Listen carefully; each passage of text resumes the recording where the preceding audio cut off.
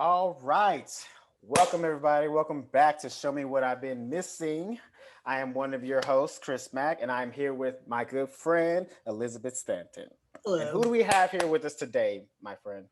We have Michelle Viray from Crush Fictionally, a Yes. fantastic podcast that we discovered on our other podcast, and now it was like a Step Brothers moment where we all got to talk, and it was like, did we just become best friends? Yep. Yep.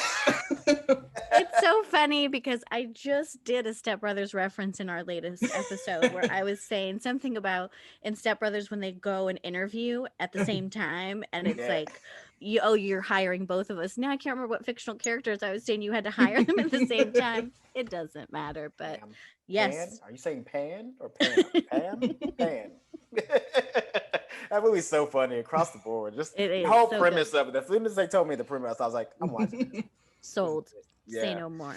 So now we're usually covering Sex in the City, but today we are covering the live action version of Mulan. Hmm. Now, before we get started, I don't understand. Okay, I watched this movie. And before I watched it, obviously, you know what I'm saying? Like, you know, you heard things and reviews about it, and everybody was like pissed off about it, but I actually enjoyed it. I thought it was a fun movie. I thought it was beautiful. The costume design was awesome. I did hate the fight scenes because, you know, Disney did their.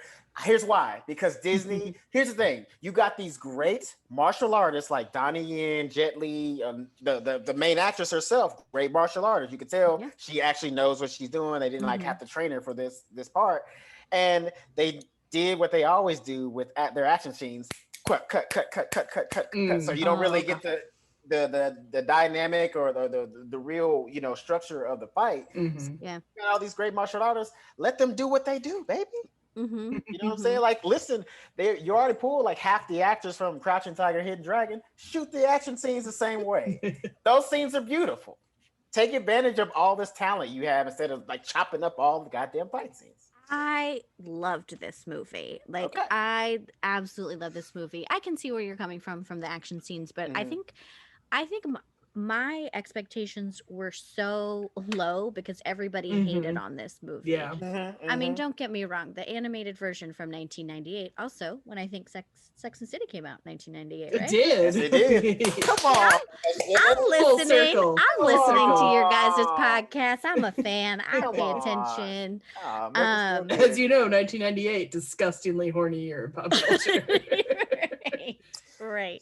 It truly was. And I like how we were saying this on our own podcast is like some of the ridiculousness of female characters when it comes to like fictional romance. Right. Like you've got somebody who's like Miranda, who is a lawyer, who's got her shit together. She's like owns her own like expensive apartment in New York, and the whole time everyone's like, yeah, but guys really won't be into you, and they can never get anybody who like is on her level. And I'm like, that is crazy. Like, let fictional women live. Like, what?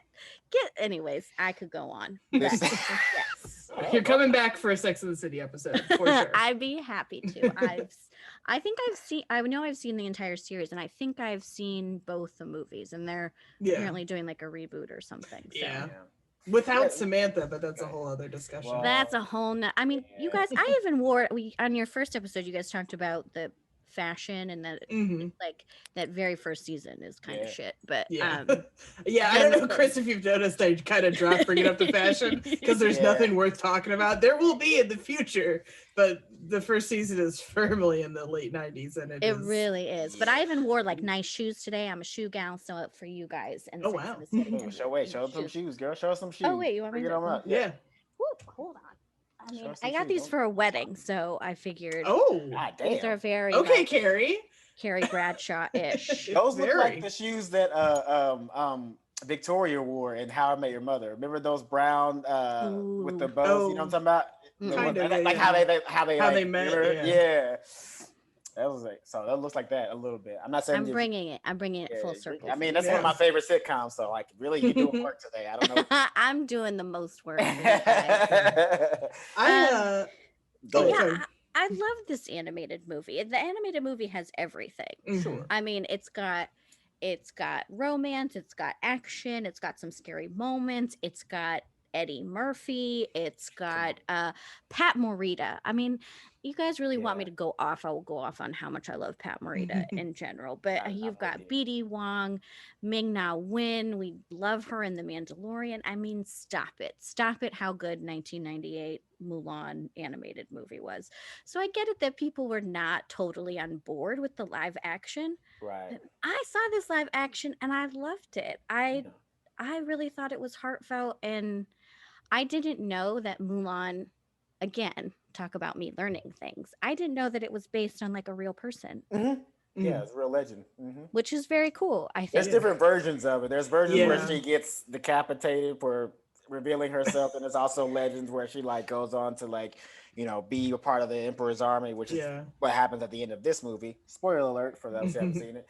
But so there's like, I think there's like 3 different versions, but 2 of them are really dark. They're like, thanks for saving the army and the country, but also you're a girl, so you gotta die. There's also a version of the story where like some bad things happen to her because some of the soldiers not who she is. No, I liked this well enough. It's not, I'm like definitely gonna prefer the animated one.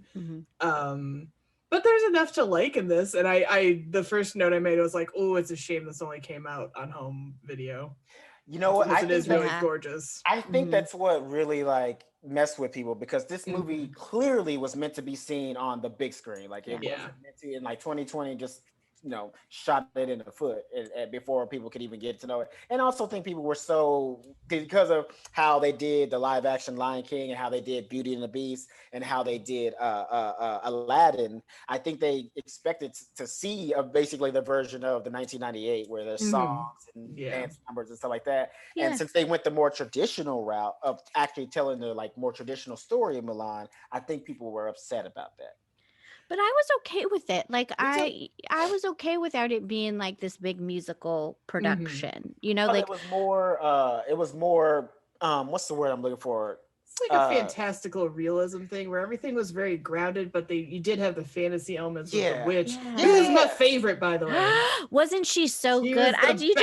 You just gave me like goosebumps. I thought she was the best character. Honestly. She's the best character. Best character. Had the most development and like had the most like turnaround of like, you know, becoming a better person. And she wasn't really like 100% villain. Like you see that a lot with like when there's female characters who are villains, they're like full on 100% villain, and there's no like redemption, or there's no like interesting factor about that female character. And I love that she was more than just this like bitchy female like villain who opposed the protagonist. Like I love that she was complicated, and they gave her a backstory, and she was interesting to watch, and I was like, I'm not mad at any of this. I don't know who I'm rooting for. I'm rooting for both of them. I really enjoyed that. And I also too like she didn't, like you said, she wasn't like just villain, like that wasn't her story. She actually had like layers, and it seems she was like really kind of only a bad guy by proxy, like it's basically out of circumstance, you know what I mean? Like, cause like, you know, she was telling her story in the movie of how like, you know, she was showing her powers out to her village, and they like shunned her for it and made her feel like shit about it, and so she went somewhere, and like, and low-key she kind of like those victims of like cults, you know what I mean? Like this bad guy showed her some appreciation to her. She was like, oh, he likes me, he accepts me, I'm gonna go with him. And then she realized he's kind of a dick. I was just rooting for her though, because I mean, if you're like she's a pretty powerful witch and like can impersonate people, I'm like, why not just go into a village, pretend to be like an elder on their deathbed, and be like, hey, you know who's like super cool and I want to take over the village when I die?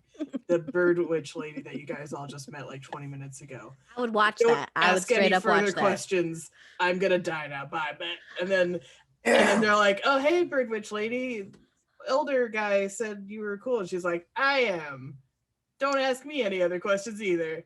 Welcome to my village. I would watch that spin-off, Disney Plus. Make it happen. I honestly, after this movie ended, I was like, I hope there's a spin-off movie of her story. Because that would be really cool to see her grow up and see how she became like leading up to, you know, the events of this movie. That'd be so cool.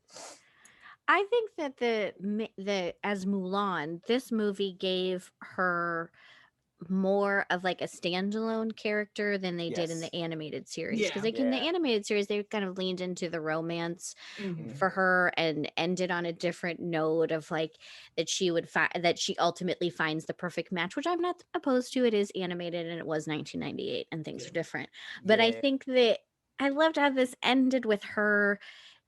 She wasn't like pining after this guy, Mhm. like Right. she's not looking at him like, oh, you complete me, that's Right. all I need. She was like, Right. look, I want to have independence and Mhm. be on my own, and I'm not just waiting for this guy to sweep me off my feet. And I thought that was a really nice message, and I was so disappointed that people would talk so much trash about this movie, because it's actually got a really nice message for young Yeah. girls and Yeah. women in general. Because Yeah. she could have stayed in the city with her boyfriend, but then she was like, "Peace out, I gotta go make things right at home." And he's Yeah. like, "Oh my god, wait, don't go." And she's like, "I like you, but also like I'm busy." So I like Yeah. me more. I like, yeah, Isn't that a Sex and the City it reference? is, but he Mhm, doesn't know mhm. that yet. Just Hey. you wait. Just Spoilers. it's not a spoiler. It's not a I know. I'm spoiler. fucking with That's you. How dare you? Took How away dare my you moment. say that?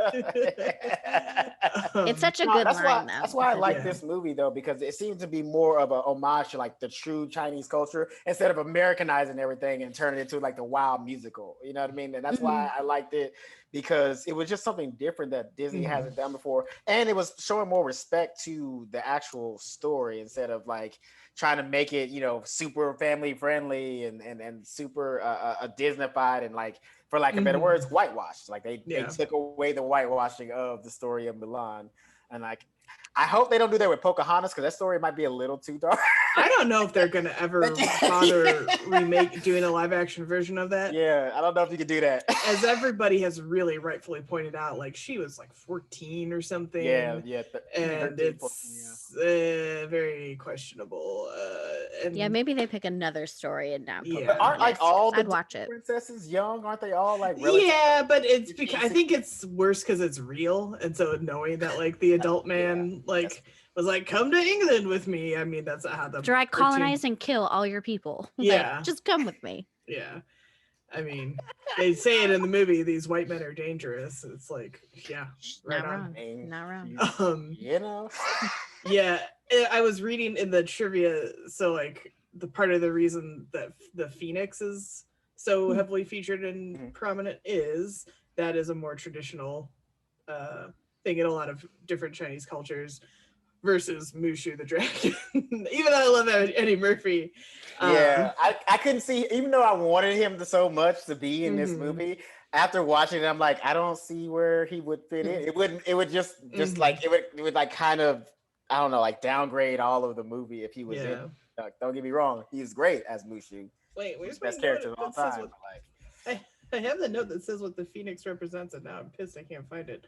Hang on. it represents rebirth and rising from It the ashes, right? does. I know Well, that's what they that's a always say. as far as I know, a more Western, Oh, is that right? Okay. or possibly more Western Mhm. interpretation. Mhm. Why can I not find it? It does have to do with like can you do yes? Okay, sorry. I have it in my. There it is. It is a sign of peace and prosperity. Ah, The Phoenix. So. I don't know if there's much peace. But in it. I did not get a chance to read up on that. Was like in the IMDb trivia. So actually, that's questionable if that's even accurate. So Right. just know that. But Yeah, because that's fans that put that trivia yeah. in there, right? Yeah. So, But I know there's like I remember actually I learned this in middle school. You know, there's dragons in Eastern and Western traditions, but they're just treated very very differently of like what they represent, how characters interact with them in stories. It was really interesting. But now I can't remember any of that information because it was in 6th grade.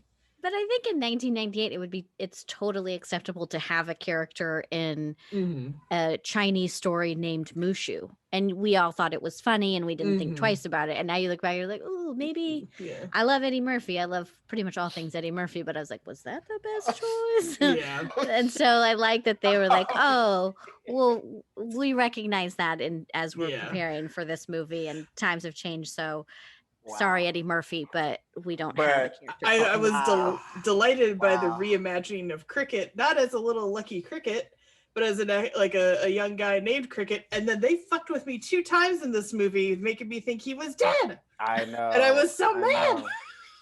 Because his Yeah. character is really great, and there's so many Yeah. like comedic moments. I did not expect anything from this movie, like to be Yeah. quite honest, because I know that there was some controversy, which if I had been a better researcher before this, I would have written down all the controversy. But I think it had came down to like where it was filmed Where it was filmed is the province where they also basically have a concentration camp for Uyghur, I think it's how it's pronounced, Muslims in China. Yeah. Right. With like 1 million people. It's pretty rough. Yeah. and so rightfully so, Yeah. people were angry because they're like, Mhm. Disney, you can do better. Yeah. But I feel like that just crowded all of this, and I think the main actress maybe had said some things. Twitter's never good for anybody. She made some comments that So I believe related to like Hong Kong and Hong Kong independence. yeah, Again, I and could like be the wrong. military or not the military, like the police, and Yeah. you're like, oh, this is all bad. So I feel like that unfortunately overshadowed this, and it's such a good story of like of women being young women like being brave and wanting to be independent and not just trying to find a husband, and that's all they're supposed to do. And I really liked that, and I thought that it had all the elements. It had that storyline for her. For me, I know Chris, not a big fan of the fight scenes, but I loved it. And then when I was like, oh, Donnie Yen, check, yes. Yeah, as soon as he popped up, I was like, my boy. I mean, I could go off on Yes. Donnie Yen because I mean, That guy's a badass, man. he is a badass. If fucking anybody out badass. there has not seen Rogue One or they've seen it and they don't think that Donnie Yen is the man after seeing this, like, what are you doing with your life? I mean, that he is so amazing in Rogue One that I'm just like, leave me here, Donnie Yen. I fell in love with Donnie Yen because he did he had a very small part in the second Blade movie, which they didn't know what they had with him being a part of that cast, so they totally underused him. But he literally has 2 lines in that entire movie and like 1 fight scene, and he takes over the entire movie. Like that's literally like his fight scene is like 30 seconds long, and it's still the best fight scene of that entire movie. And Blade fights like 4 times in that movie, and none of those fights hold a candle to that little 30-second fight that Donnie Yen had with one of like the little minion vampires that they were fighting. I was like, you guys, you don't know what you have here. You've got gold right there. Like And the same thing, too. I know exactly how Rogue One ends because I've seen it more than once, and every time I cry at that scene with Donnie Yen, and because I'm always hoping it's going to turn out differently. And no spoilers here, it doesn't, as it plays out the same every time. But man, Donnie Yen, Jet Li, Jason Scott Lee. Jason Scott Lee. Oh, I used to love him when I was a kid, and I was so excited. I was like, oh, still got it. Right on. Congratulations. He still got it. Still got it. Yeah, I mean, it's cool. Even as a bad guy. Back, Disney worked with him again. He did Jungle Book with them earlier, like in the I think that was 98 too, was the Jungle Book. I think it was a little before that. Was it before? I'm gonna check. Okay, check it out. But be handy. Glad to have him back. When I first saw him, when they show him riding up and the cloth comes out, I was like, is that who I think it is? And then when they finally stopped and showed his face, I was like, oh, Jungle Book is 94. 94. Close. Wow. But the same era. So yeah, I didn't know there still was that. 90s. I didn't know it was that old. I thought it was like 98, almost like 99 ish. No, that's my age. Anyway, but yeah, so glad they brought him back because he plays a great villain, and like I totally believed him as this dude, and like I wouldn't fuck with him. He looked like he was a good run through. You know what I'm saying? Like I don't know if they were trying to make him like a sort of like a Genghis Khan-esque character, but if they were, they did it. I'd be into it. I love a good villain. I'd love a good villain. According to rough research, so the reason we don't get the Huns is because that was not historically accurate, as it turned out. Let's see. Where is the note? So to make the film more historically accurate, the enemy invaders are now the Rowans. Ruin? I am not pronouncing that even No, you got it correctly. And so they lived in the same time and place as the original story. Mm-hmm. I guess I'm so torn because I love the witch, and I think because I was sold like, oh, it's supposed to be so grounded in reality, but then we got the witch, and Mulan has her chi as well. So I was like, well, is there magic in this world or what? Make up your mind, movie.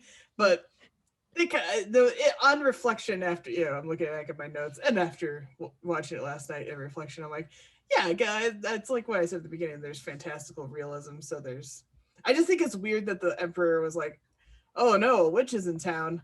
Let's get an army of people going. I'm like, no, wait, shouldn't you just go find your own witch?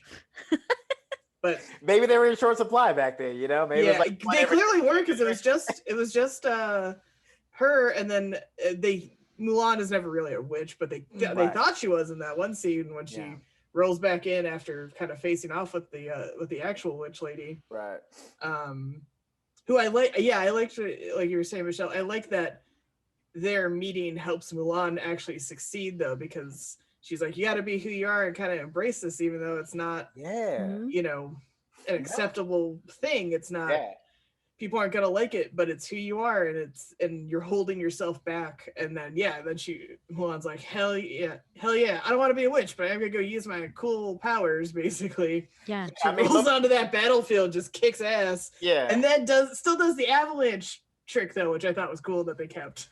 But I love that scene, actually. I'm glad you brought that up, because I was actually thinking about that. Like, yes, in a way, she was like trying to recruit her to this side, but I don't even think that she was like trying to recruit her to be on the side of like the main guy villain. I think that like she was trying to team up with her, and they could take over this shit. Which is a show I would also watch. I would 100% watch I would. If that's how they turned out the movie be, I'd be like, all right, I guess Mulan's a villain. I'd be like, oh, this is like a Darth Vader adjacent, where Luke Skywalker's like, oh, you're my father, I'm down, let's join I'll join the family dark side. business it is. Yeah. Exactly. All right, Dad, let's do it. And then if Mulan's like, all right, yeah, let's screw this honor to my family. All right, I'd do it. I'm in. I'd be a witch. I would watch that. Yeah. It's wild too, because like usually when you see a scene like that in a movie where like one of the villains is trying to convince the good guy to join them, it's like, they're trying to convince him to do some bad shit and like basically like, use their abilities to do fucked up shit. But in a way, she was also just telling her like, look, stop letting these fucking men tell you who you are. Like, go be you, and you're gonna survive this shit. Like, she was actually just like giving her true life advice, like, go be you. That because like you're basically like unpowering yourself, like you're fucking up your chi by pretending to be somebody else. She's like, truly embrace that shit. I thought that was amazing. And we haven't seen that in any live action story so much. Like, we haven't seen that narrative or heard that narrative of any character telling a female character, you need to be independent and embrace who you are and be true to yourself. Except for Moana, the grandma, she did tell her like, get on the boat and go fucking save this island. But not necessarily, but not in a live action. Like, we saw it a little bit in like the Aladdin live action, where I thought that Jasmine was a really strong character, and the Aladdin fell a little flat, and they tried to elevate her with like this song and make her independent, but I just felt like, and I really liked her, but I didn't like the context. Her song comes at the absolute wrong moment in the movie. Yeah, it does. It does. I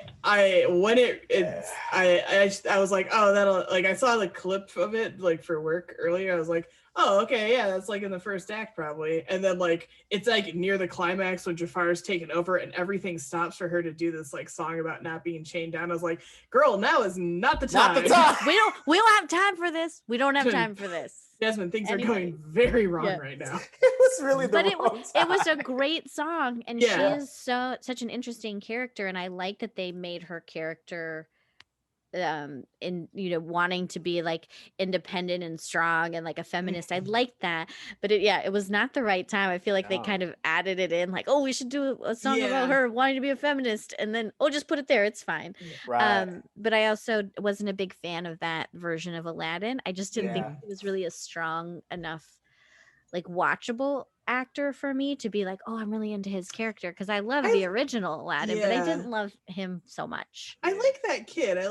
I liked him. I thought he was likable, but I just think he got weird direction. But I think everybody in that movie got weird direction from Guy Ritchie, and he did like weird, like herky jerky camera movement stuff. Yeah, especially in like the scene, dance thing at the end. Yeah, and especially when Aladdin's like running through the marketplace in the beginning was really kind of, I was like, oh, this is like it took the most classic scene of that movie that like sets up everything, and they kind of hit the bed on that shit. Yeah, so it didn't work. And then I agree with you, Michelle, because like even in Beauty and the Beast, it's like, yes, she's already kind of embracing who she is, but no one else tells her, like, other than her dad, I guess. But dad, we all know parents are secondary in Disney movies, so even like it's not like Mrs. Potts is like, Belle, you're a really cool person because you're like smart, you read, and you like kick ass. And then it's just like, we really like that smart Belle girl. I hope she comes back and kisses our prince who was a dick 20 years ago. And I hope we don't lean into the Stockholm syndrome too much. Oh, too much. It's fine. Too much. Oh, we did it. Oh, we're going full. Oh, sorry. Okay, just come back. I mean, the only person who knew what kind of movie he should have been in was Luke Evans as Gaston. Yes, exactly. Yeah, I didn't. Here's the thing, though. I know this is like a very Guy thing to say, but he needed to be a little bit more buff to be Gaston. I'm sorry. He was a little Gaston is a mountain of a man. That's how they describe him in the song. He's a mountain of a man. And Luke is a pretty big guy, but he doesn't amount it. Like now, if they'd have brought in like The Rock, I'd be like, that's Gaston. Yeah. Like, because that's like even in the cartoon when you look at Gaston, that's what you kind of picture. Yeah. Like The Rock would literally be him. Like The Rock's like 6'4". Yeah, but then if The Rock came in, you'd be like, girl, you're crazy if you're not going to get with The Rock. Yeah, that is true. That is true. That's a great fucking point. Yeah, like they would take the like the believability out of him. You'd be like, oh, really? You don't think like he might be a jerk, but like, look at him. Look at him. It's The Rock. And the beast would be like, blind? I got a library for you. And she's like, yep, cool. I can get books in town. Yeah, a human husband. And he's going to be like, oh. And also, can we admit, ladies, I want you to admit, was the Beast not more handsome as the Beast than he is the man? In both in the cartoon, yes. I like Dan Stevens a lot, though, so it worked for me in the movie. We have talked about this on the podcast. We actually did an episode on Disney characters, and we were saying that we found animated Aladdin hot, not wrong. Yes. We found animated Beast hot, also not wrong. Yep. And I said that the fox from Robin Hood. Oh, undeniably. That fox is stupid. So glad that fox is. Yeah. Yeah, he was smooth. Yeah. So smooth. So I was okay with Dan Stevens. I mean, it's hard to hold a candle to the original animated Beast. No. My problem was, why does she have a British accent if they're in a French town? Riddle me this. And the only person that has a French accent is the candle. Yeah, and that guy's Scottish. So what the hell's happening there? I'm like, come on. No one, like, my big thing, the things I hate about movies is when someone has like a really bad accent. Yeah. And it's just like Don Cheadle in any of the Ocean's movies. He's trying to do that like Cockney British accent, and he's like, ooh, Don Cheadle, I love you, but man, I hate your voice so much right now. Yeah, it's so bad. He didn't really work that too well. Yeah. No, and so I was like, I would prefer that she either everyone has an American accent and we're in a French town, or we all have French accents. Mm-hmm, yeah, correct. Yeah, it was very strange. The wardrobe also had a French accent, I think, and the candlestick. Yeah. Sorry, I meant the feather duster too. Oh yeah, she was did. like, Lumiere, I'm turning into a feather. Which is funny because like he's a candlestick and she's like a broom, which like easily combustible because she's made of feathers and wood, and he's like, oh, I got flames as hands, but we're gonna make out. It's okay. Nobody's gonna die. Well, speaking of hot Disney characters, Li Shang from Mulan is like wicked hot. The commander. And what do you call it? But I read they broke that character into the actual commander guy played by Donnie Yen, and then the younger like also army recruit. I guess it was Yeah, yeah. to avoid any implications of like being coerced or falling for her superior, and like a kind of Yeah. a Me Too Times Up nod. Yeah. So that's why like she falls for the enlisted guy versus the officer. But I mean, It's a very like woke yeah. movie. And I mean that as like obviously like the ultimate compliment. It's directed by a woman. And I feel like we're seeing that through like a female gaze. Like Yeah. sure that if you think that the action scenes could have been better, I mean, Yeah. I'll take more action scenes. I love action movies and fight scenes and stuff like that. So I'd absolutely take it. But I love that there's those little nuances of she didn't have to fall for her superior, which I think is very cool. Yeah. And she didn't have to like run after the guy, or if he runs after her, that she didn't fall all over herself to be like, oh, I must, you know. And it was I was that, so speaking of that, I was like, I gotta admit, I was a little bit disappointed that like they didn't do the songs, because like right when they were, you know, she gets to the camp and he's like doing the, you know, the big speech about like what they're gonna do, and he's like, we're gonna make men out of you. I was like, are they gonna sing it? And then I was like, no, because like that's the song. That is the song of that movie. Like, let's be honest. I made the same note. I was like, the speech is fine, it's well delivered, but wouldn't it be better as a song? Because I was so. It really would have been. I was like, is he about to be? Let's get down. I was like, no, he's not gonna do it. I was so mad. But it's still Donny Osmond singing it. Hell yeah. Right. Oh, yeah. It'd be Donny Osmond, but like Donnie Yen sing, like doing the mouth again. And Team Donnie all the way. Doesn't matter. Yeah. That would be an interesting sound. That would be like, what is happening? Because the song, there's like some musical, you know, in the score is there, because it got me at the end when she's finally in the palace. They're playing Reflection, and I was like, hearing him, I was like, who is It's so good. It's Those so two good. Songs needed to be in there. Oh my god, that ending got me. I didn't think. I thought that I would just watch it, and this would be kind of like how I watched Aladdin. There were things that I liked about it, but I wasn't like over the moon for it. I ended up liking Will Smith more than I thought I would. He had big shoes to fill, and I thought he would fall flat, but he did an excellent job making it his own. But I think it must have been that my expectations were so low for this that they got to the end when they're talking about what is it, loyal, is it Loyal, Brave and True? Loyal, Brave and True, and that's part of like the new Christina Aguilera song or whatever, and I was like, oh, I'm getting emotional. I was like, because there's all these like emotional scenes, and she's talking to her family, and they're talking about what it means to be loyal and true to yourself. And I was like, this is just such a good message. They got me when she's in the final fight with Jason Scott Lee, and the sword goes into the like lava that's there, but it goes in and melts. I was like, oh no, not the sword. Like, I got really, I was all invested. And then it gets emotional when she has to go and tell her dad about the sword. That she like owns up to it, that she's like, I'm sorry that I stole your horse and your sword, and I realize how much it means. And I'm like, oh, this has got me feeling all in my feels about this whole thing, which I didn't expect. Can I ask you guys this? I don't know maybe if you notice this in Disney movies, but like, did Disney himself, like Walt Disney, did he have like a fucked up relationship with his mom? Because like all that's like just like all like the Princess S stories, the mom's kind of a dick to the daughters. Like there's maybe like a few movies where the mom like embraces or encourages the daughter to be like fierce and courageous and be out there. But like this movie, she spent most of her time like turning her nose up at Milan. Or the moms are all dead. Or they're dead. Either they die quickly, or they're like they're like kind of the beating force of the girl, like trying to like turn her into like this docile little creature to, you know, fit the man. There's no middle ground. I think they're either like really awful, like either stepmothers, or like not supportive, or really like harsh on their daughters, or they're like super sweet and then they're dead.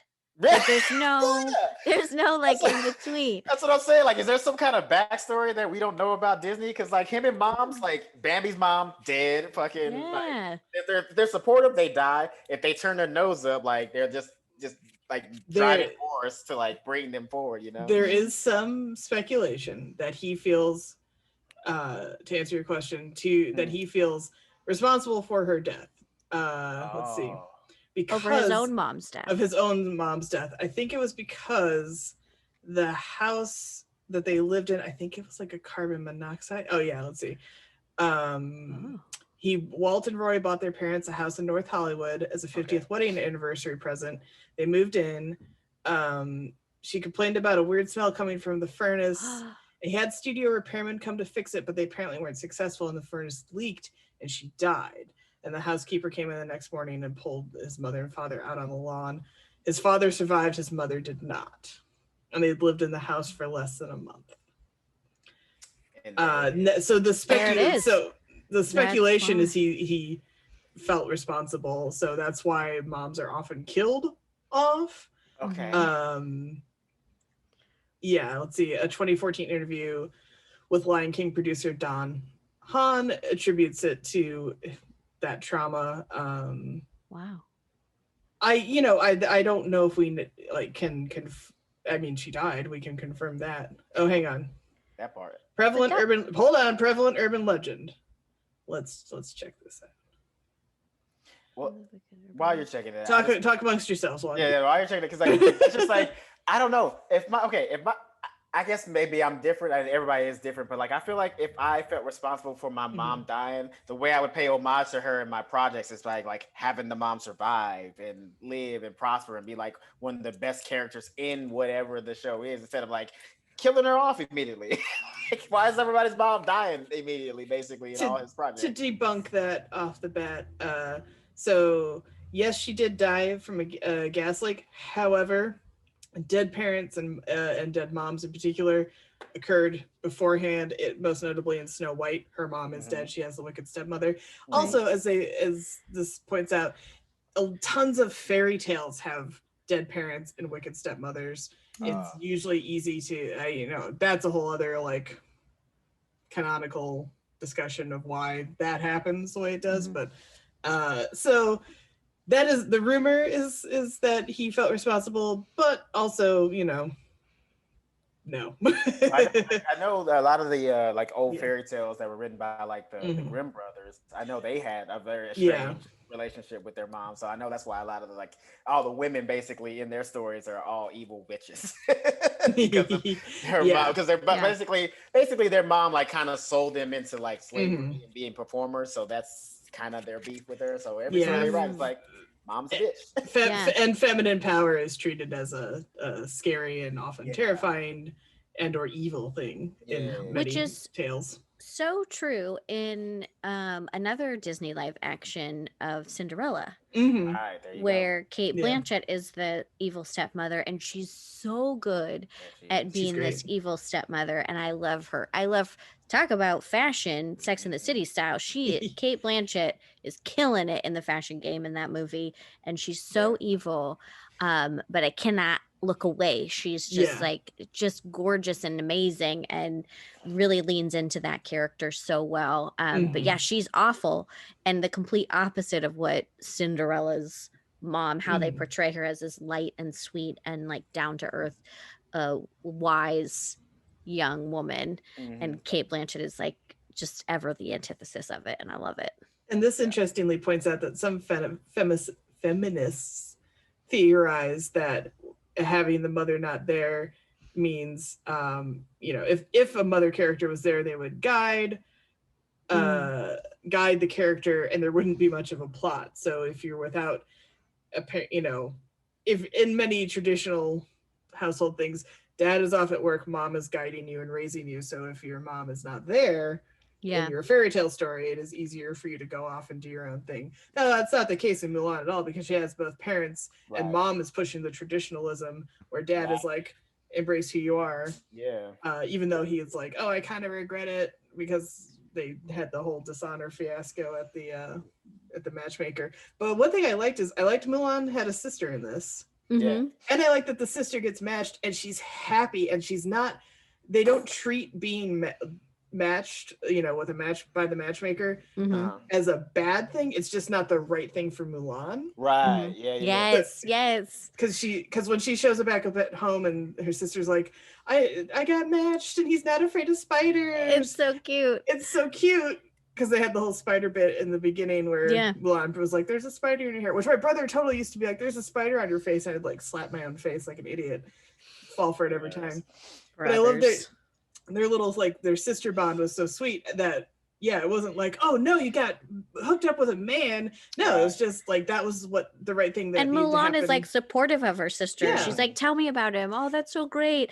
And there isn't that like, well, now you need to be matched up. Like they're both supportive of each other in their own right, that one of them doesn't want to be matched. Yeah, the sister didn't like shun her or anything like that from the beginning. Like she's just like, that's my sister. She fights with swords and chases chickens. Like that's what she does.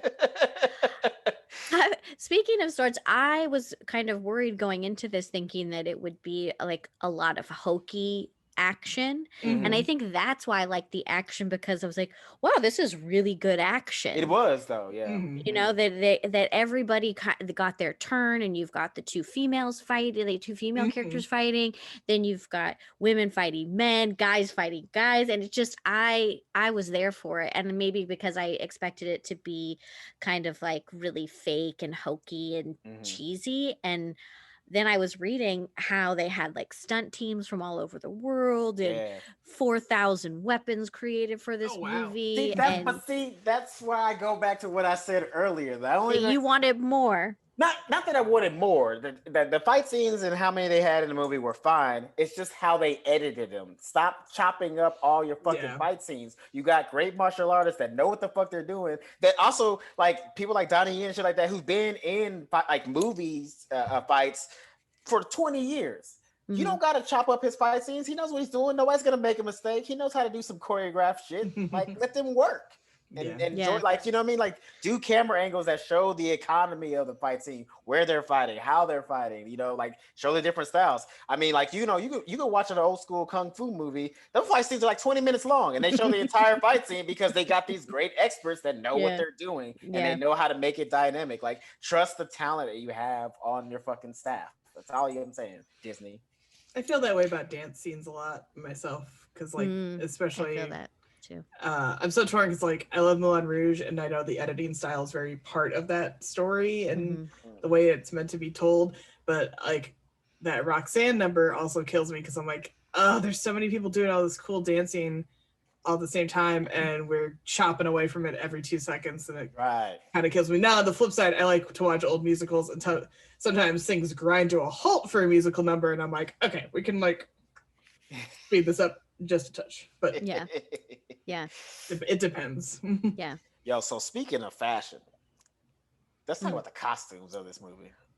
Those costumes were amazing. Fire. So good. Fire. Like, straight up so good. Like every detail, like in the armors, like you can see like the different, even like between like the lieutenant and the commander, you can see the subtle differences in their armor and tell like what they rank and shit like that. I love that kind of detail because that's the same, like you can tell whoever like the costume designers of like that, like they put the same kind of detail that the costume designers in Black Panther did, because it's the smallest little details that you think nobody cares about, but it does so much to impact and lets you know that you're telling a story, you did your research, and you're like really paying homage to this time period and the history around this culture of these people. It's so good.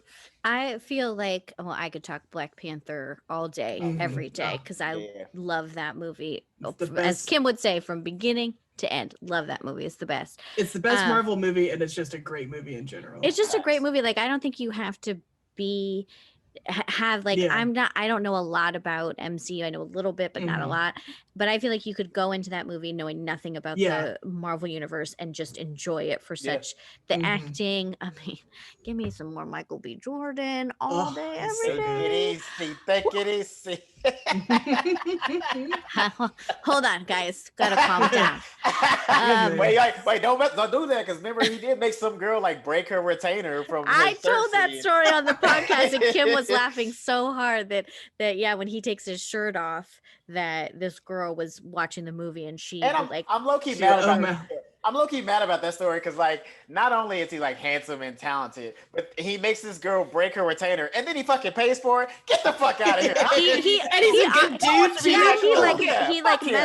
He messaged her and was like, "I'm so sorry, I will pay for this." I was like, "Get the fuck out of here!" I was like, "Oh my god, I can't even imagine. I can't even imagine." Are you even a human being? You fucking alien trying to pretend to be human. God. Nobody's that good, Michael B. Jordan. Don't say that. Don't say that. Yeah, we joke on the podcast that we came across a fact that, you know, he has in Black Panther, he has all the welts on his body from all his kills, and that it took, I think it was like 4 hours for a makeup artist to put those on his body. And both Kim and I were like, how do you get that job? Anybody? Is there like a sign-up sheet? Because, like, you know, you have to paint these welts on his body. You know, the makeup artists, like, every day they're like rock, paper, scissors. Who gets to touch on him for 4 hours? Like, everybody fucking scrapping in the fucking trailer. Like, oh, I got you right here. My chair's open. My chair's open. You can get me. No, right here. I'm right over here, Michael. No, it's open. No, it's open. Like, it's like pushing all the other actors I'd be out. like getting there like 4 hours early before I'm supposed to start. Oh, I'm ready. I'm already set ready up, if you're. so. Yeah, they're not ready. I gotta hear Andy Serkis. I need Michael B. Jordan.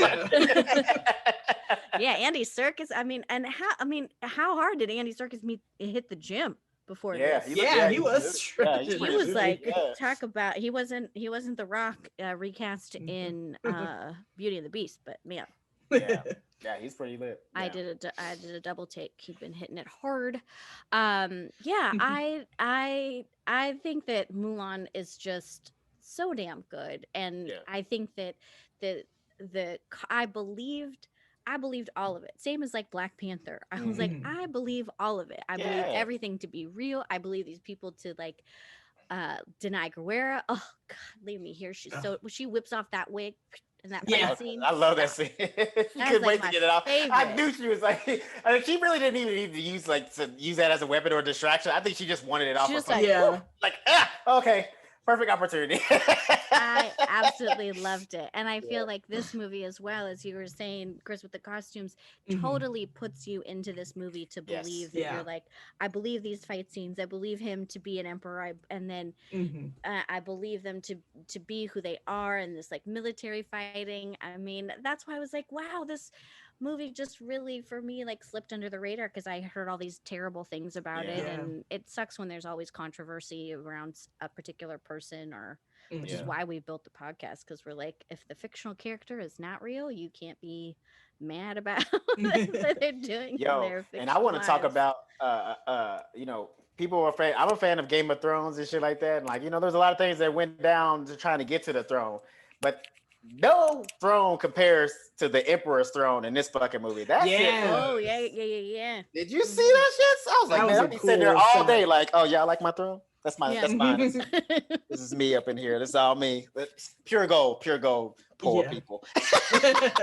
No, that was a great set. I loved that throne was like amazing, and I think it was all practical too. If I'm not wrong. lot of these sets and places looked practical. I think because they were filming on location, they were able to like put in that effort. Because when it's like a CGI room, you're kind of like, okay, it's like. Because sometimes like a Zoom background really, at this point. it can look really fakey. Change the background. Look at me, I'm in the Emperor's throne. As soon as that scene came up and they showed Jet Li and that throne, I was like, man, fuck Jet Li. What's about that throne? You're like, you know nothing, Jon Snow. You know nothing, Jon Snow. I need that throne in my house. I need that throne in my house. Hey, I get why Jason Scott Lee is gunning for this throne, because it's pretty cool. I will be honest, I'd heard about the controversy about this movie, about where they filmed it. I had heard about some of her questionable tweets or whatever is happening, and people were upset about it. And then Disney Plus is like, do you want to pay $30 to watch this early? And I was like, no, I do not. I will wait. So I waited, but I knew nothing about this movie. I didn't know who was in it. I didn't know how different it was from the original. Obviously, I just told you guys, I did all this research and be like, oh, what? It's like a real woman. And it's just like, they told this to girls to make them be brave and strong. I was like, oh my God. But I remember watching this movie and I was like, Jet Li is in this? Donnie Yen's in this? Like, I just feel like it just kept hitting me. And then like something There's a meme now, when cameo at the end. I was so pumped. back. She showed up and I screamed. I was with Yeah. my family because I think we were watching it over like Thanksgiving or Christmas, and they're like, "What?" And I was like, "She did it!" I couldn't talk. I thought, "Oh my God, Ming Na Wen, give me and everything more Ming Na Wen." But I love that callback, and I was like, "Wow, people are hating on this movie, and I feel like it's so fantastic." Like I don't know why we didn't get BD Wong, but that's a personal opinion of mine. I would love. I mean, he was probably filming I was gonna say Jurassic Park, and shit like that, or Jurassic Park, one of those two things. So he's a busy guy. Asked him. Yeah, they probably asked him. He's like, sorry, I'm in Jurassic World. Oh, I think Michelle, you would appreciate this. God bless Jet Li for trying to have a deeper voice, but it is. I did notice that myself. I'm not super familiar with Jet Li, but I was like, he doesn't sound. No, he does not. He does not. And in certain parts where he was speaking, you could see it like slip. He forgot that he's supposed to have a deeper voice, and like his actual voice came out because it was not. I was like, I know he's supposed to be this imperial thing, and he's like, trying to be, an actor, but I was like, that's not you, bro. Just be Jet Li. Don't do it. I just feel like on our podcast we make fun of Tom Hardy all the time because we're like, Tom Hardy, man, we love you, you fine, but when you start coming in with these, just do your regular voice. Like either you need a better like accent coach or something. Right. But when you're like Bane, not working. Like American accent. You adopted the darkness. I was born in it. Gotham. Yeah, he sounded like a carnival announcer. Yeah, it's so weird. And now jumping off the top rope. Yeah. Like, what? And like what do you call it? Also his desperate desire to always be filmed with like his mouth covered, like, or in a mask, be like Bane, Dunkirk, other stuff where it's just it's like Mad Max, right? He's got Mad Max. Mad Max. Yeah. Tom, we'd love you to do this movie. Can I cover my face while we film it? Yeah, I feel like, does he go in there and be like, could I do an American accent? And they're like, I guess. And then it just turns out to be such shit. I just feel like if he just did his regular voice, it would be totally fine. Yeah, because sometimes when Brits do American accents, they always sound a touch Canadian to me. Like the biggest one is going through their nose. Exactly. Yeah, like Hugh Laurie on House. They're like, wow, he's so American. I was like, he sounds Canadian to me. He sounds like my grandpa. He's better than some. He's not bad. But he's Oh, it was the biggest one actually. Speaking of Disney Marvel stuff, Benedict Cumberbatch in Doctor Strange. I was like, I didn't know Doctor Strange was Canadian. I thought he sounded. I don't know where he's supposed to be New York, but he sounded like he was from Chicago. I was like, I don't know what. Because it's all the nasal Midwest accent. Yeah. Well, same thing too with like Heath Ledger when he did the Joker thing. But I thought like there was maybe an homage because they shot it in Chicago, so I thought maybe that's what he was trying to do. But I think that was just his accent slipping. Yeah. Because he's Australian, right? Australian. Yeah, that was my thing about one of my things why I didn't love the Trial of the Chicago 7, because I didn't love Sacha Baron Cohen leaning into that New York accent so hard. And I was like, it sounds, you could hear him slipping out of it every so often. And I was like, oh, they should have just figured it out how he could have not done it, either a New York accent, because he was leaning into it too hard, and I was like, oh, it's distracting me. And then Eddie Redmayne was trying to do an American accent. I was like, y'all messed up. You either need to sort this out or something. I'm just glad that we're finally gently calling out the Brits are generally good at doing American accents, but they are not all powerful. No, and I feel like we used to treat them as such, and we're finally being like, hey, wait a minute. There's really, honestly, there's only 2 British actors that really have, like, to me personally, have like mastered the accent, and they're all black. Like Idris Elba, when he was in The Wire, he did a great Baltimore accent, and even Daniel Kaluuya when he was in Get Out. Like, I had no idea. Him as Fred Hampton. I mean, great. You believe him to be. You know who also is really good? There's 2 actors that I didn't know were British until recently. One of them being Henry Cavill, who does like an American accent for Superman. He does pretty well. He does a pretty good one. Yeah. And then you hear him talking like, oh, just go back to the American. Yeah, he does. Oh sound no, better I like him American. in The Witcher, so I like that it's not even quite British in The Oh, Witcher. girl, just quit. I said that Kim made me laugh so hard in our podcast because we were talking Supernatural. Our theme was Uh-huh. Supernatural, yeah. and I was like, "This is a show I never thought I'd be into." I never gave any shit about Henry Cavill before, but put him in a white wig with some red contacts, and I'm like, I'm Toss a busy. coin to your Witcher. There's another guy too, also another Black British actors. You ever watch that show Snowfall? No, It's a really good show. Watch it. It's on FX. It's about the Mhm. crack epidemic in the 80s. Oh, And he yeah. plays like a drug dealer, but he's British, but he sounds like a black dude from Compton. I saw an interview with him, and I was like, what the fuck?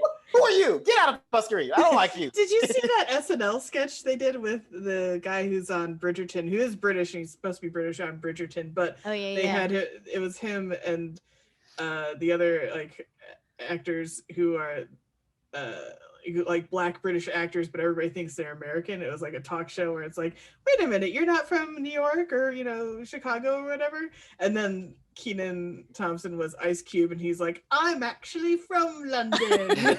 I'm frozen tiddly bits or whatever, and they're like, no, you're from South Central LA. Yeah, aren't you from Compton? And he's like, no. And he's like, no, I've been pretending. It was very silly, but it was cute. Well, have you seen that Key and Peele sketch where they do that, where they're making fun of it? It's like they're doing like a gangster scene, and Keegan is playing he's a British guy playing a black guy, and the director keeps coming and trying to correct what's his name?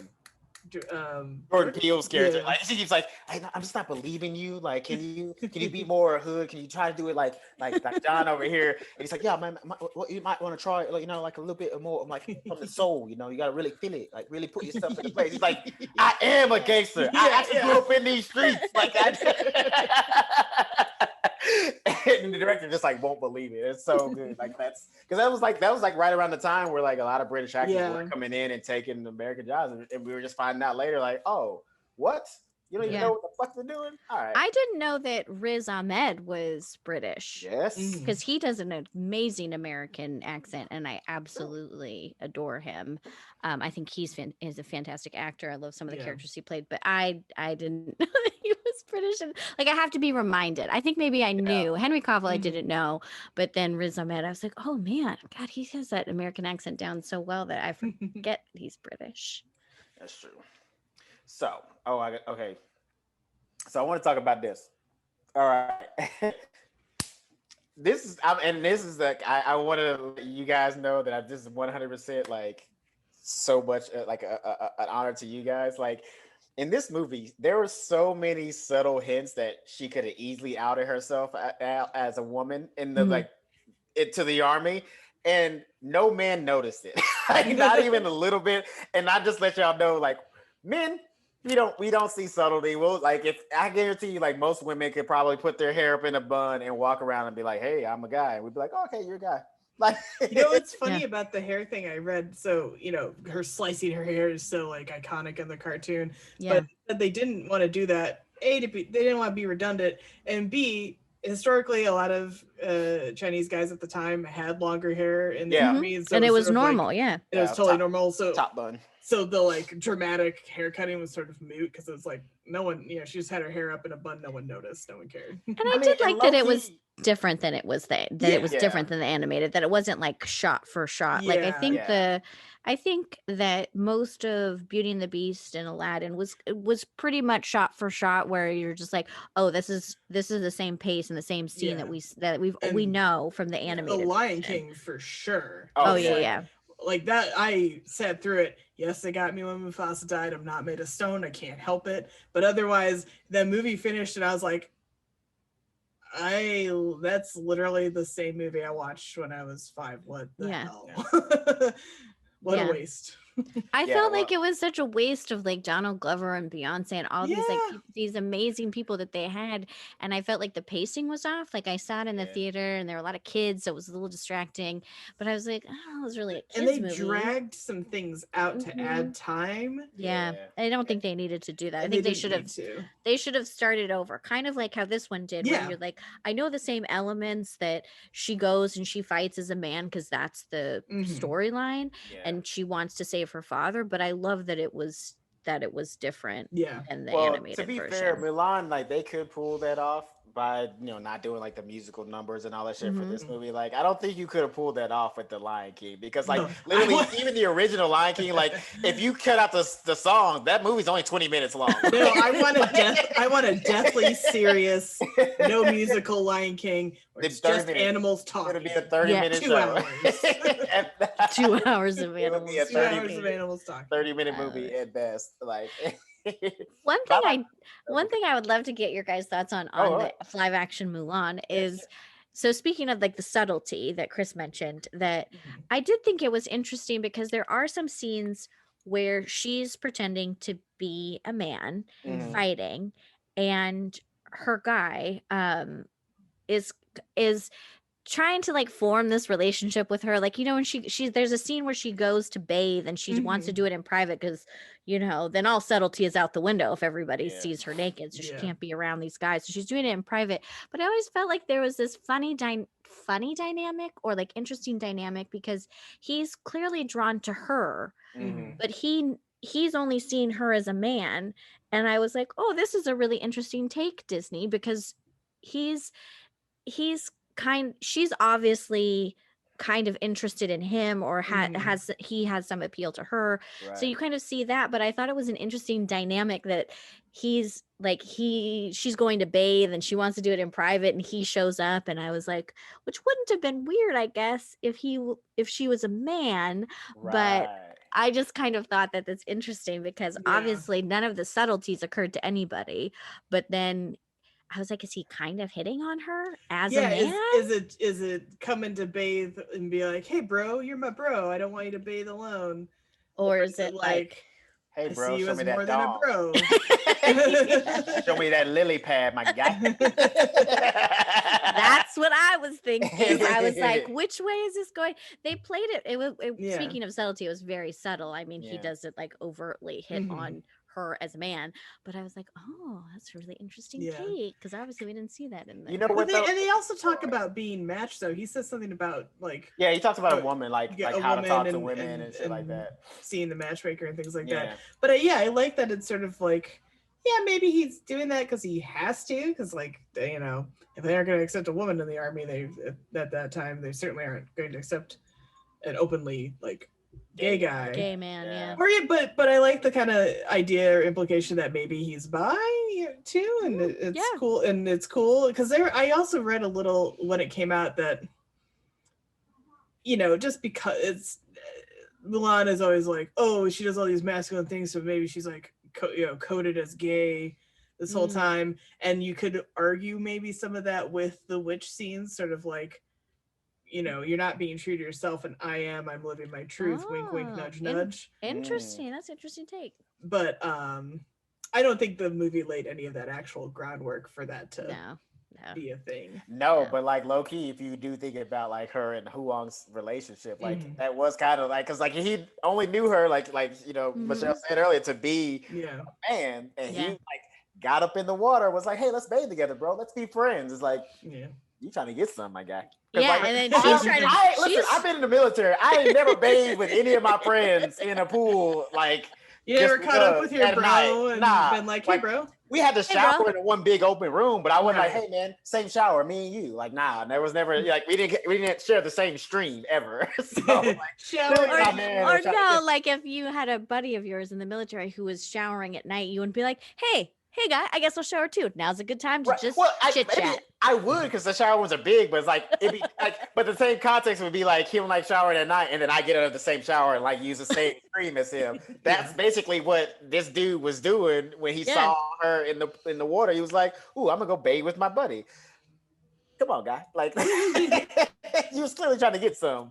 But I mean, that's what I was like.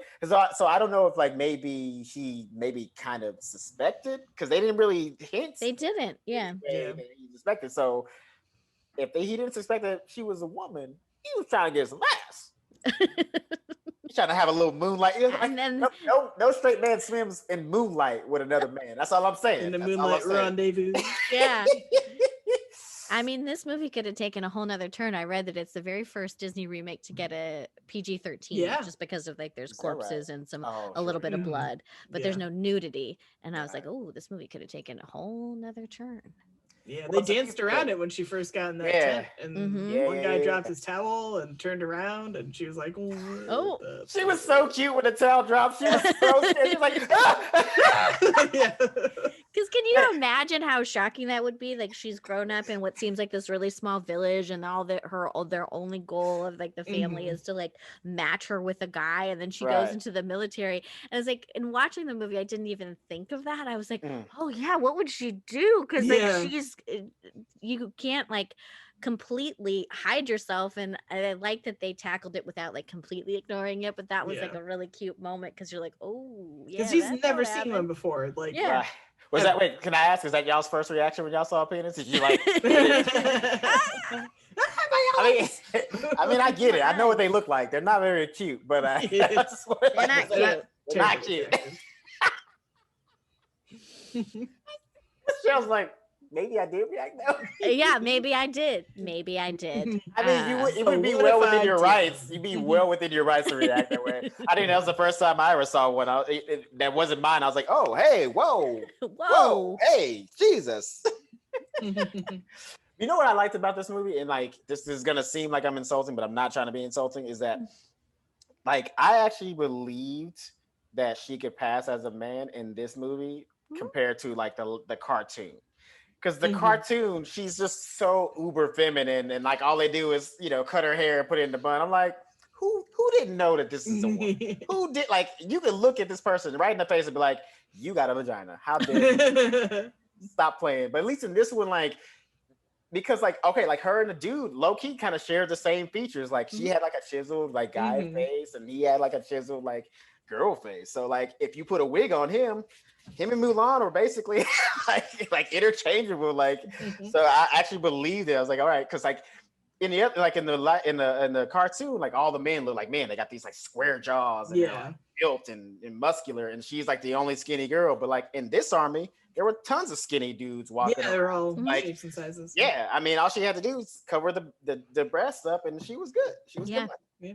I believe exactly what Chris is saying. I'm telling you, Elizabeth and Chris, I believed everything in this movie. I believed it all, even from the magic, which kind of took me out of it maybe just for a minute, because I'm like, oh, now we're going from like it's real to kind of like fantasy and like animated, which I'm not mad about. It's kind of like what's that Keanu Reeves movie? Is it 47 Ronin? Yeah. Where it's like a lot of action and then they have some like fantasy stuff where you're like, maybe not the Michelle Viray choice, but okay, I'm all right with it. Yeah. But yeah, I believed it, and I was like, oh, and I like that it wasn't tropey about making her be a man. Like Elizabeth mentioned, the cutting of the hair, they didn't do that, which I think was a conscious choice. But I liked that they didn't make like butch her up, like make her look. They just made it seem realistically that's what she would have done to look like she was a man, and not in like a tropey weird way. Yeah. Oh, and by the way, so to go back to like the topic we were talking about before, there was basically a sex scene in this movie. Like that whole like spear fighting scene between Mulan and Huang Ji, that was a sex scene. Even though it was spears involved and nobody like, you remember like because we covered before the Mask of Zorro. Yeah. And I don't know if y'all remember the sword fight they have in the barn where he like strips her down with the sword. That's basically a sex scene, because like even after that scene, when her dad comes in, he's like, what happened? She's like, he was vigorous, Papa. That's the sex scene without the sex. Yeah, it was the same thing with this scene. Like that whole scene going together, like they were about to make out basically until the commander was like, that's enough. Yeah. That's enough of that. That's enough of that. I think that's very. Turn the hose on you too. Yeah. I feel like that's very Disney, right? There's not a lot of like, it's always implied. Like even when you look back at like the old Star Wars canon, where it's like Natalie Portman and Hayden Christensen, is that his name? And Yeah. they like you're waiting. There's all this sexual tension up to this point, and then you just like maybe see them kiss for a second, and then it's like, oh, they had kids, like, you know, Yeah. you're just like, oh, but we saw none of that. Yeah, Right. they Like, like it's were very like tumbling in a field together in that second one, and like he kind of it stops and pins her, and then whoop, the star wipe came in, and goodbye. Draw your own conclusions. I mean, but you saw the face that Nala gave him. You know what was about yeah, like there was no subtle. That look, she was like, oh, you about to that get lion was ready. She gave us like, you about to get this lion right now. Oh man. So I'm glad we all enjoyed it. I think more than we were expecting to. Yeah. Yeah, Up. I didn't think that I would like it when starting it and watching it. And that's why I remember texting Kim saying, have you watched this yet? This is actually really good. And she's like, no. And that's why we put it on the list, because I think that it's just such a pleasantly surprising movie. And it's empowering and heartfelt, and it's got a little bit of everything. To Chris's point, the action could be better, but man, every single person, every single scene got me. Man, you're making me sound like a snob, Michelle. I'm not an action snob. I'm just, I just again, you kind of disrespected the talent that you had by chopping up the entire scene. I understand when you do it with Marvel, because most of those people aren't trained in martial arts and been doing it like basically since they could, walk. But all the people in this movie, like Donnie Yen's been doing, martial arts probably like 30 years, and he's probably been in the movies business for at least 20 to 25 years, so he knows what he's doing. Let that man work. Also, they didn't use enough I needed more Donnie Yen fight in this movie. I need more Donnie Yen in general. Like, I want a whole like side story with Donnie Yen's character from Rogue One. Like, who in Hollywood do I need to talk to? More Donnie Yen, more BD Wong. I mean, make my life Hollywood, make it happen. Yes. So before we go, we gotta do a little bit of advertising. Sorry, I know, sellouts, but it's fine because we got candles. My friend Arlo Australia, visit them on Instagram, Arlo_Australia. They got great scents. This is, I believe. Let me make sure I say this right before she killed my ass. She's like, that's not the scent. This scent right here is called Cockadoo Plum, and it smells so good. It smells literally like cotton candy and roses. So I don't know if you guys are into that, but it smells so good. It makes it, you remember like blueberry, like now laters? That's what it smells like. So if you're a fan of blueberry now laters, this is it. This is the candle for you. This is the candle for you. They're slow burning. All of the wax is 100% non-GMO, and it's lead-free wicks, and it's all organically sourced from Australia. So it's not no bullshit that you get here in America. It's like real scents from Australia. And right now she's doing 3 for $30 for candles. So, and these burn really slow. So this will probably last you like a month. So you get 3 months basically for $30. And you guys can't see, they look pretty too. So get on it. Nice. Arlo Australia, ARLO_Australia. Be sure to check them out. Tell them that we sent you there. And Michelle, where can we find you on the internet? You can find me on the Crush Fictionally podcast. I'm one half of the host. With me will always be Kimberly Trong, who is a delight. And Kim and I drop new episodes every Monday of Crush Fictionally, wherever you find your podcast, Spotify, Apple. We're on Instagram at Crush Fictionally. And, we talk about fictional characters that we love with the help of some very special guests. We know we'll be chatting with you guys soon, which we're so excited about. So stay tuned for that. But new episodes every Monday. If you've ever loved a fictional character from a movie or a TV show or a book, then our podcast is the one for you. I listened to the episode you guys did with, I can't remember. I'm so sorry. I feel like I should have remembered this, but the actor from The The Boys? Yes. Mishka? Misha Yes, Tybalt? Mishka, yeah. Mhm. Dude, y'all had some good crushes in that. I was like, I think I like all these crushes. I was like, yeah, I fucks with it. Yeah, you guys can check out that episode, which is the characters of the world of Batman. We decided Yes. to Mhm. choose our favorite characters from the world of Batman. And Mishka is a delight. You'll know him as, oh gosh, as the fastest man on The Boys. He's on both seasons, so no spoilers here. Soundwave. Shockwave. Thank you. Yes. I I always remember his character, but not him. That's fucked up. His character is so good, and he's so lovely on the show. He's so Yeah. sweet, and we talk a lot about obviously Heath Ledger as the Joker and our favorite characters within the world of Batman. So it's a lot of fun. Yeah, man. Thanks for listening. Yeah. All right. Well, that's been our show for today. I'm so glad that you guys have been listening. For those who've been supporting so far, we've been having a good time. Be sure to go check out Crush Fictionally. All right. Go to the Instagram page, like that shit. Go to the Facebook page, like that shit. Listen to some episodes, and then go to the same thing on our shit and listen to our shit. All right. And the easiest way and fastest way to find us is at Show Me What Pod on Instagram, and then you can catch all our other socials and YouTubes and all that good stuff, and you can find us all the same places you find Crush Fictionally. And we also release on Mondays, so your Monday is stacked podcast wise. You got a great week set up for you guys. Starting Oh my off the God. week right. Yeah. Like 30 years. All right. Thank you guys for listening, and tune in for our next episode. See you later.